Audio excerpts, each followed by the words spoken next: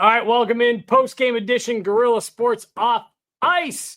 Breaking down that 3-1 loss for the Colorado Avalanche in Vancouver. And this episode is brought to you guys by Trusted American Mortgage. Trusted American salary-based mortgage consultants want to help you get into a better interest rate and lower your monthly payment. Go to trustedamerican.com to see how much money they can save you today. Hello and welcome in. Please do not leave your luggage unattended on the station.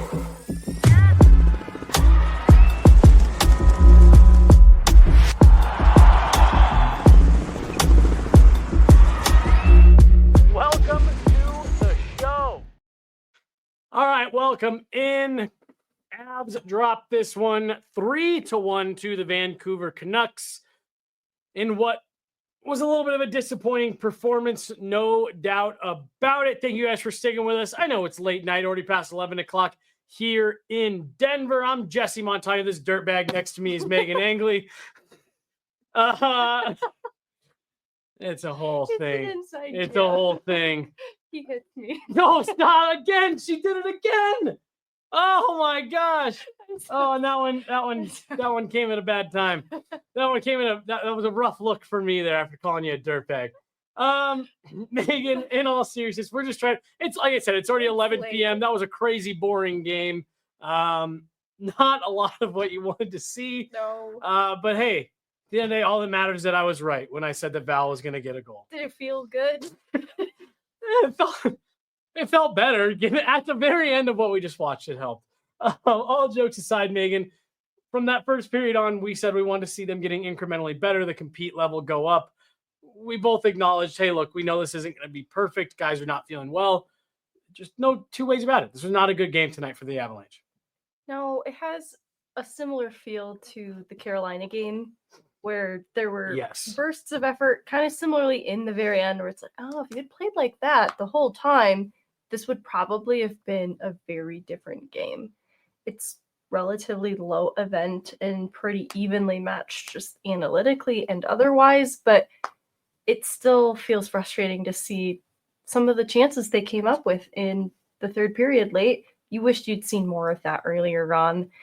They eliminate mistakes gradually, period by period, but it still was too much early on. And you then key in hindsight on how that first goal against goes in, and you feel a little frustration like, all right, I look at basically everybody on the ice except for Chris Wagner on that play, like overcommitted, overskated, out-muscled, just a lot of mistakes from everybody on the ice, except for Mackenzie Blackwood. He's doing what he can to deny the initial Heinen chance, and they're just not defending their net front very well. Did you say Heinen or high end? Heinen. What's the difference, right?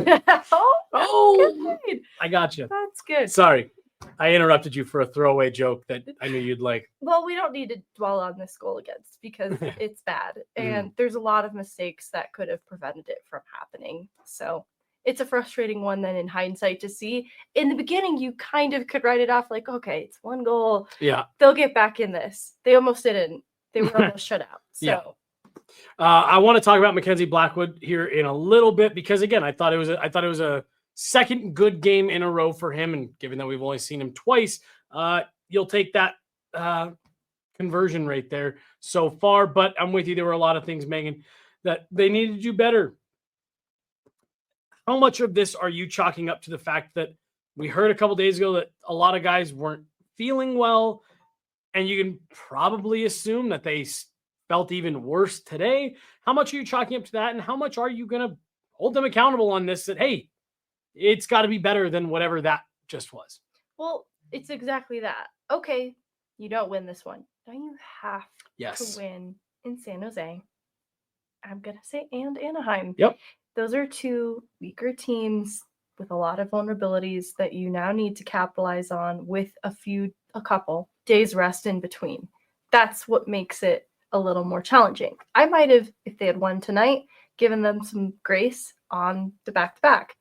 Now they've lost my sympathies. I'm applying the sympathies here. They're losing it for the back-to-back. Look, you had such a good road trip last week. Come home, you followed up with maybe not necessarily home games that you love, but ones that you find at least in some ways to get the results in. The goaltenders are supposed to be the steadying presence to stop the up and down roller coaster. Thus far, for my money, Scott Wedgwood and Mackenzie Blackwood have done their jobs on that. And now it's on the rest of the team to carry it the rest of the way. I'm not going to absolutely grill them tonight. I think back to something Josh Manson told us during the 2022 Cup run. There's some mornings that you wake up and it's a 5-minute mile. And there's some mornings you wake up and it's 10. Granted, we all made sure to make clear to him, yeah, there's no 5-minute mile people around here. So that's maybe more like, some days you wake up and it's 10, other days it's 15 to 20. That's maybe like more of a regular human thing. But to me, today was the 15-minute mile day for the Avs. They just didn't have it, and it seemed like nothing they could do was pulling them into it. No, it came about a little bit late, but I'm not sure I could realistically have asked them to do that for a full 40 because I think there's a reason it came about so late. I think that they were emptying their tanks and they entered the game empty. Yeah, I think that's a good way of putting it. I am sorry. I'm going to make you talk about Kiefer Sherwood a little bit. We'll talk about, let's get into that. What he did well, what I think kind of separated Kiefer Sherwood in particular, his night from not only the Avs, but from the rest of the Canucks. Because I think, as you pointed out, they weren't perfect either tonight. And just little bits of difference are what brought us to the result that we got. I do want to tell you guys, though, that this segment is brought to you by our good friends over at Landmark Lincoln and the all-new 2024 Lincoln Corsair GT plug-in hybrid. Head on over to landmarklincoln.com to check out the latest offers and incentives, including incredible tax incentives on the all-new Corsair GT plug-in hybrids. Go to landmarklincoln.com or stop into the #1 Lincoln dealer in Colorado to see if you qualify for no payments for up to 90 days. Again, that's landmarklincoln.com, or stop in at the corner of Broadway and Bellevue today and see why they've been Colorado's trusted Lincoln dealer since 1911. Show's also brought to you by 7 Brew Coffee. 7 Brew is a one-of-a-kind drive-through and walk-up experience with a fast and friendly crew that is waiting to serve you. Today was the grand opening of their newest location up in Firestone, Colorado. We got a chance to go get a sneak peek of it over the weekend. It was friends and family weekend, and we got to go up there, chat with the great folks up there. It's awesome. The drinks are delicious. You guys know me. I'm not a huge coffee guy. I found 2 separate coffee drinks up there that I liked. They got the energy drinks that our boss, Blake, had. So he's not normally an energy drink guy. Like, he drinks, he'll have the occasional energy drink to pick him up. But like most people, he doesn't like the taste. They're delicious up there.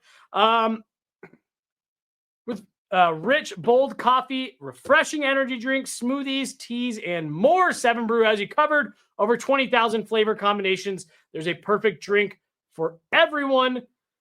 Before you hit the road, power up with 7 Brew in Firestone and experience the coffee revolution. And as we mentioned earlier, Megan and I will be there this Saturday at noon doing a podcast on site. Then we're going to continue on to the Eagles game that evening up in Loveland. So it's going to be a blast. We'd love to see you. Come hang out.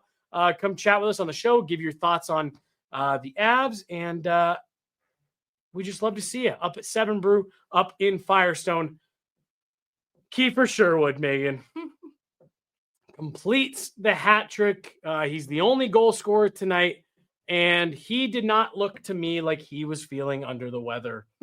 The compete level was there. You could see that his legs were moving. The motor was on, and he was winning battles. He scored all of those goals, just winning battles and getting to pucks first. I'm just trying to see where he ranks in the league now with 11 goals on the year. 11 goals for Kiefer Sherwood. 11 goals for Kiefer Sherwood. This isn't just the Avs who didn't bring him back. He was in Nashville last year, and they didn't keep him around. So it's not like the Avs are the team that completely missed this. But how old is Kiefer Sherwood now? 29. 20. How could the Avs not have predicted this kid would break out at 29, huh? It's not anybody's fault because, he even moves then to the national organization. And, right. has up and down results. They utilized him more in an NHL role than Colorado was able to, but even still, it's been a different sort of path to getting there. And I think the difference maker, at least in the game I see tonight, is the shooting. It's not only better, but in higher volume, because he was a volume shooter in the American League and it rewarded him there, but he had trouble getting it to translate at the next level.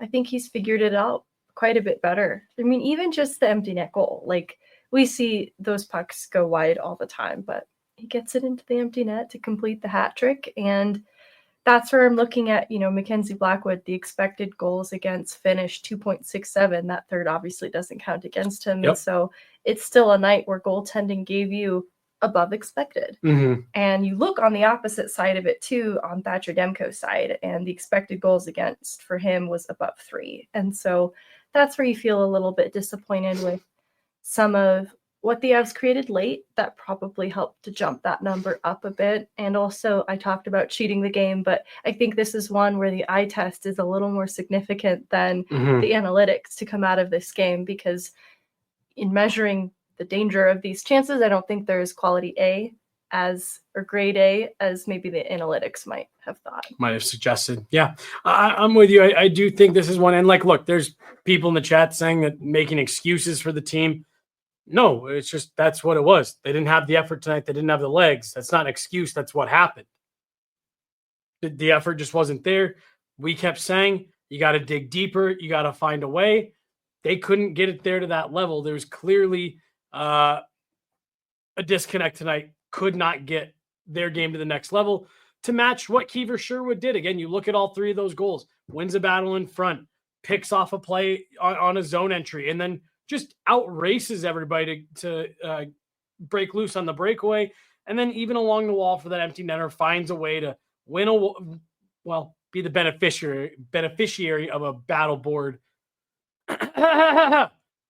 battle that was won. And again, just gets into open space and capitalizes. The Avs just couldn't find that tonight. Whatever it was, whether it was the illness, a lack of effort, which you know me, I'm not going to say that they're not trying out there. Whatever it was, the Avs couldn't find that level that they needed, and it cost them tonight. Val Nichushkin gets one to go late to save them from being shut out. I think they did have some chances in the third period. I think there was a couple of times in this game where Thatcher Demko had to come up big. Yeah, maybe you get one of those to squeak through and you're right back in it. But as you and I discussed in the pregame, you make your bounces. Avs didn't earn any bounces tonight. Well, and I think some of their best chances came in the third period, and that's where it feels similar to the Carolina game in being too little too late, because I thought McKinnon had at least 2 good chances that spring to mind in the third period. A little bit earlier, Lehkonen with a chance a little bit later. Obviously, Val Nichushkin capitalizes on a chance late, and that's where the Avs come ahead in the shots battle in the end when they were sort of trailing before that and close, though. That's where it does fall short because the effort came too late. And chasing the game, it's challenging. They can sometimes be a team that is motivated by that, but if they're already dealing with an engagement exhaustion issue, chasing games is not good for this team. Yeah. You know, Jared Bednar talks about other teams have a say in these outcomes as well. You give Vancouver a lot of credit. They were being talked about as a team that's sick. You know, Rick Tocchet said earlier last week, that he felt that they had guys who maybe weren't emotionally engaged. You give them credit. I thought they came out with a lot of jump. We talked in that first intermission that, first shift of this game, the Canucks came out, jumped all over the Avs, kind of made a statement early. Blackwood has to come up with a couple big saves just for the Avs to stay in it at 0-0. They made a point to come out and jump on the gas early. Now the Avs have to respond with that going forward. Like you said, you can't be chasing games. And it almost seemed to me in that first period like the Avs were a little bit caught off guard by the level of intensity that the Vancouver Canucks came out with. I think they could have survived the 1 goal against, too, coming out of the first period, if not for the fatal shorthanded goal against. Like, they survived the penalties that are just a little frustrating. You kind of understand why they happen, but you also wish... I don't know what you're giggling. I can't... I know. I'm sorry. I know. I'm really excited. finish this thought. And then it felt like coming out of the first period, there was still a chance, but the shorthanded goal, because of a power play that has already been struggling, it's like that power play allowing the shorthanded goal sucks. It's also that they can't convert on the power play. It didn't benefit them in any way. It couldn't add some goal support in any way. That is added frustration there then too, that it's not only not helping them by providing goal support, but it's hurting them actively. Well, and you and I talked in, I can't remember which intermission it was, about, hey, use the power play to build some momentum. Even if you don't score a goal, use the power play to build some momentum, get some offensive puck touches. So to your point, for that not only for that not to happen, but for it to actively go the other way on them, that felt like that took a lot of wind out of their sails. I think so, because even before on the PK, they tried to draw momentum from the shorthanded chance with Parker Kelly and Logan O'Connor, but there's only so much that a team that's not feeling so great can do. I need you to read. I know. I'm sorry. I'm trying to hold it together, but it's just super chat from Vaguely Sober says, Jesse, stop hitting Megan. Megan, stop being a dirtbag. Do not make me turn this car around. Stop. Oh God. Don't make me turn this car around. Oh my goodness. I'm so sorry. I couldn't even let you finish making your point. Because every time I tried to just sit here like a professional, I started laughing. My parents on road trips had this red light system with Velcro and a chart and little cars, and we would move red, yellow, green depending on our behavior. And one of my siblings was in red in the driveway before we even get out on the road. And this just reminds me of that. We'd both be in the red right now. We're in the red. But so are the Avs tonight, and the shorthanded goal against, to the point that you were making before I interrupted you with my laughter. It just doesn't help. And if anything, it has maybe the opposite effect that you're looking for out of a man advantage.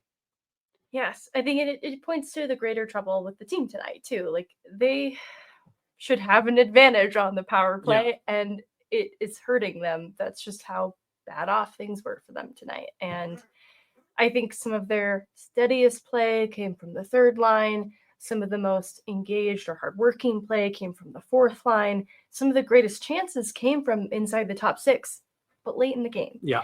And that's where I feel a little bit of sadness around it, but I'm willing to chalk it up to them not feeling well. Yeah. But it only means the pressure gets greater than going into the back-to-back. Now you can't, like we talked about earlier, you can't allow for the Georgiev revenge game.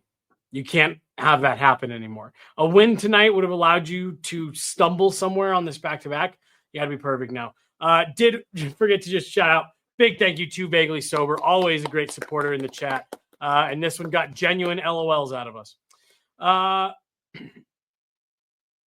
Nate hasn't gone Super Saiyan or gotten pissed a level and leveled anyone lately. I figured that JT Miller hit would have unlocked something.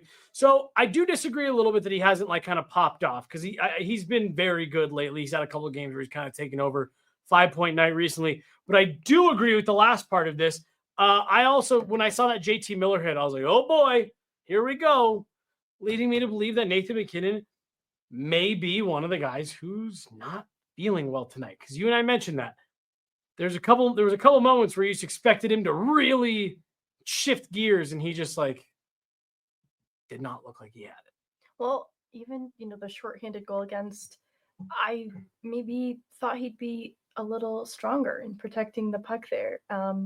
It seemed to come off his stick a little more easily than I would have expected. He's a powerful player, so the JT Miller hit also stands out a bit. Mm-hmm. Another powerful player too, but for him to have been knocked down that easily does seem like perhaps he's not quite at 100%. And I did see frustration on his face in the third period. Yeah. He had a wrister, I think, go off the crossbar. Yeah.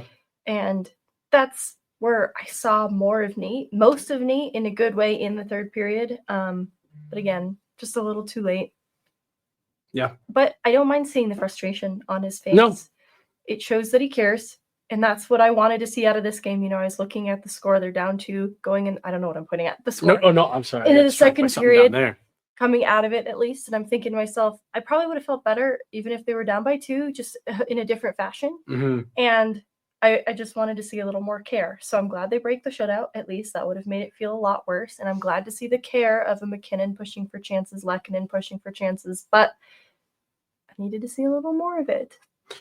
We're going to start to wind things down. Talking about Mackenzie Blackwood and the night that he had, because again, I thought he was good. This was not a night that you could point at the goaltending. And we're going to get into a little bit of those numbers that you were just talking about, how this night went better than expected per the analytics. In net, do want to remind you guys about our great partners at Trusted American, as we are here in the Guerilla Sports Studios, powered by Trusted American Mortgage. How would you like to get through the holidays without having to make your mortgage payment? Well, go to trustedamerican.com to see how they can help you refinance your home and not have to make any payments until February. Trusted American salary-based mortgage consultants want to help you get into a better interest rate and lower your monthly payments. And right now, Megan, they will cover the cost of your home's appraisal. That's up to a $650 value. That's already money that you could use on more gifts for the holidays right there. Go to trustedamerican.com or scan that QR code up there in the top corner of your screen to see how much money they can save you today. As I've told you guys before, the best way to support us is by supporting our wonderful partners. Trusted American, 7 Brew, Landmark Lincoln. Check them all out today. Let's wind this conversation down on what was a relatively uneventful late night game, Megan, with Mackenzie Blackwood. I thought he stood tall again. I'm with you. I'm not overly upset about any of those goals. Sure, you'd like him to find that one in his feet a little bit quicker on the first goal. There was about 5 guys that couldn't find it. I don't have any issues with Mackenzie Blackwood tonight. No, there's so much that breaks down on that play in advance of that, and including this net front chance from Heinen that leaves the puck in the crease for Kiefer Sherwood to find that Mackenzie Blackwood does stop. It's his teammates in front of him that are supposed to clear that puck away that struggled to do so and didn't defend the net very hard there. A lot of mistakes. So I don't feel badly about Mackenzie Blackwood his night at all. And I didn't get to see live the Nashville game, but I feel really good about what I've seen now through 2 showings. Well, and look, Jared Bednar just talked about, I don't remember the exact figure off the top of my head, but a large percentage of their games that they've lost this year have come when they've given up 4 or more goals. It's now 3. Is that what we're down to now? Or is that like what we're working towards? We'll just like point being that like there were way too many results earlier in the season where they were giving up 4, 5, 6 goals. Tampa Bay 8 goals. Take away the empty netter. 2. Mackenzie Blackwood gave up. You were in this game absolutely on a night where your goalie gives up 2. You should feel pretty good about the chance you've got in that game. It's a huge difference maker, and that's why the Avs have been supported. It doesn't feel this way, but they've been supported by goal scoring throughout this year as a team that's among the higher of teams in providing goals. That should be better and should get better. I think that there has been some promising developments at 5v5 as of late. They need to figure out the power play. It's usually a strength of this team and the kind of secret weapon that helps to improve the overall goals for. That's what's been struggling. Corey Massasak has a crazy stat that Avs are 5 for 48 on the power play in the past 18 games and have allowed 2 shorthanded goals. It just needs to be better. Yeah. It's that simple, whatever it takes. Well, and what's hard about the power play, Megan, so it's been a tale of 2 different seasons this year. Yeah, it's been great at points in the top 3 in the league. And then it really struggles for the last 18 games. Which, what was tonight, 36? I'm not sure. Game number. Wow, we're flying through the season almost unbelievable. halfway. We are almost halfway. Someone said to me earlier, I'm sorry, tonight was 33. I'm a little short. But so someone said to me today, they're like, man, the Avs still in the first third of their season. I was like, yeah, but just barely. Like, we're about to break into the halfway mark. So, I mean, literally, it's almost been an exact split. First half of this season, elite, clicking it over 40%. Since then, they've almost given up as many shorthand goals as they've scored. Not great, Bob. No, that's actually, he finished the tweet with "not great, Bob."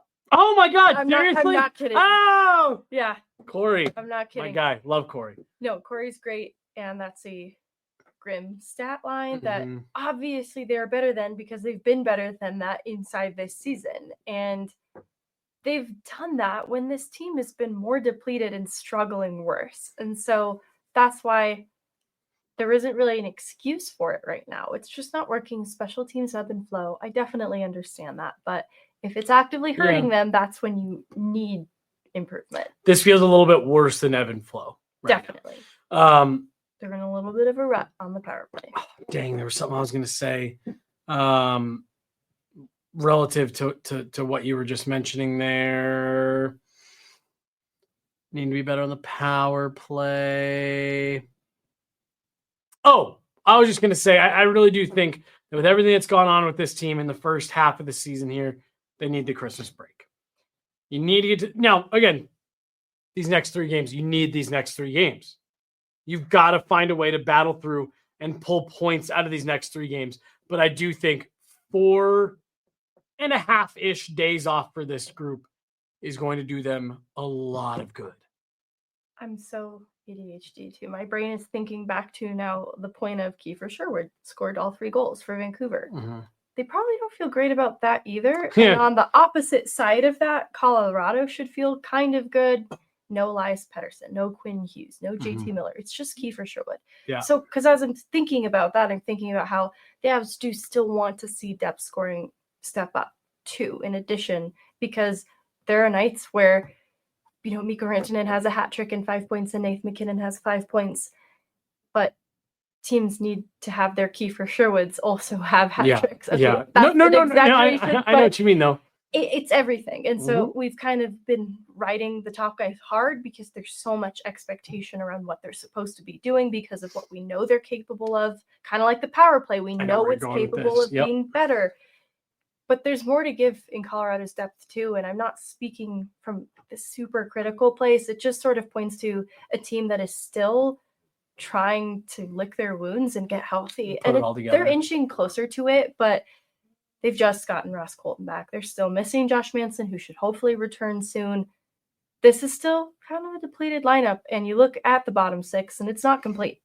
There's a lot of guys stepping up, and I'm so proud of that effort, but this still isn't the complete Avs lineup, and the top guys do need support for nights like tonight. It's not to give them an excuse. No. I'm looking at them very closely come the Anaheim game. It's like my scrutiny has only been delayed. Well, right. And yeah, you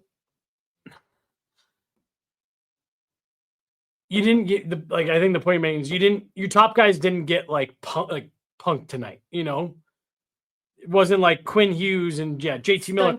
Right. Just ran away with this game and made the Avs top guys.